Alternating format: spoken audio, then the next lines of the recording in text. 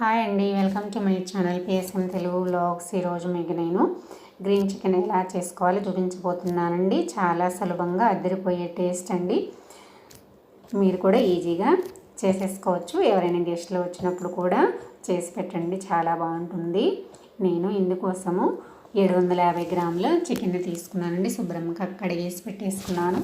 ఇందులోకి నేను చూపించినంత కొత్తిమీరని తీసుకున్నానండి. కొంచెం 4 కొమ్మలు పుదీనాకు తీసుకున్నాను. వీటిని శుభ్రంగా వాటర్లో వేసేసి కడిగి పెట్టేసుకున్నానండి. ఇప్పుడు ఇందులోకి కావాల్సినన్ని పచ్చిమిర్చి, ఎండుకారం వేసుకోవట్లేదు కాబట్టి ఒక 10 నుంచి 12 వరకు వేసుకోవాలండి పచ్చిమిర్చి.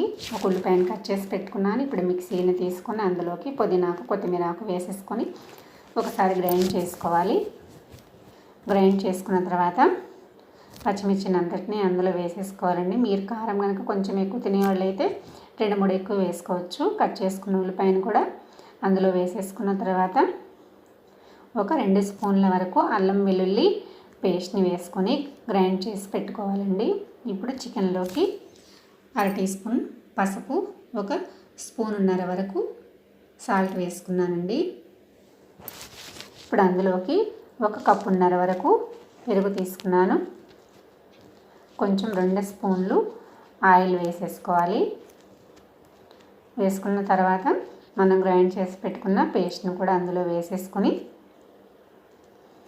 బాగా గ్రేవీ అంతా మన చికెన్కి పట్టేలాగా కలిపేసుకోవాలండి. మనం వేసుకున్న పేస్ట్ కూడా బాగా చికెన్కి పట్టి మంచి టేస్ట్ అనేది వస్తుంది. ఈ మిశ్రమాన్ని గంట పాటు ఫ్రిడ్జ్లో పెట్టేసుకోవాలండి. మీకు గంట టైం లేకపోతే ఒక అరగంట అయినా సరే ఫ్రిడ్జ్లో పెట్టుకున్నారంటే సాఫ్ట్గా వస్తుంది చికెన్. ఫ్రిడ్జ్లోంచి తీసి బయట పెట్టేసుకున్నానండి.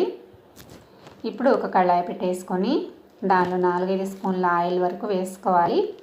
ఆయిల్ హీట్ అవ్వగానే 2 రెబ్బల కరివేపాకు వేసుకుని కొంచెం ఫ్రై అయిన తర్వాత అందులోకి మనం చికెన్ వేసేసుకోవాలి. ఇట్లా మొత్తం చికెన్ అయితే వేసేసుకున్నానండి. వేసేసుకున్న తర్వాత ఒకసారి కలిపేసుకొని మూత పెట్టేసుకోవాలండి. చికెన్లోంచి వాటర్ అనేవి బయటకు వస్తాయి కదా, వాటర్ అంతా బయటకు వచ్చే వరకు చికెన్ని ఉడికించుకోవాలండి. 10 to 15 మినిట్స్ పాటు మీడియం ఫ్లేమ్లో ఉడికించుకోవాలి. ఇప్పుడు మూత తీసి చూసాం కదా, వాటర్ అంతా బయటకు వచ్చేసినాయి.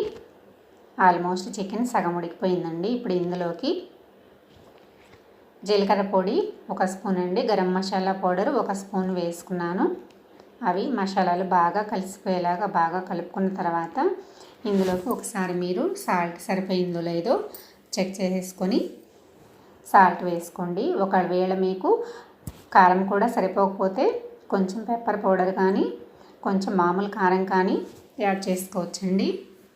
కలిపేసుకున్న తర్వాత మూత పెట్టేసుకొని చికెన్ అంతా గ్రేవీ అంతా దగ్గరగా వచ్చేదాకా ఉడకబెట్టుకోవాలండి.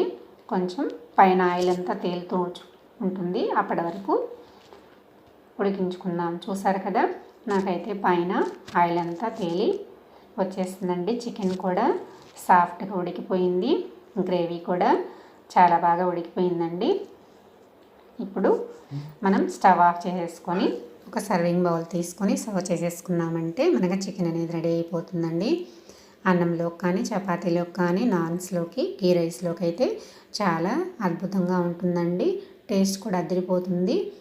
ఒకసారి తప్పకుండా ట్రై చేయండి. ముక్కలతో పాటు గ్రేవీ కూడా తినేస్తారు, అంత బాగుంటుంది. నా వీడియో కనుక నచ్చినట్లయితే లైక్ చేయండి, సబ్స్క్రైబ్ చేయండి, షేర్ చేయండి. Thanks for watching.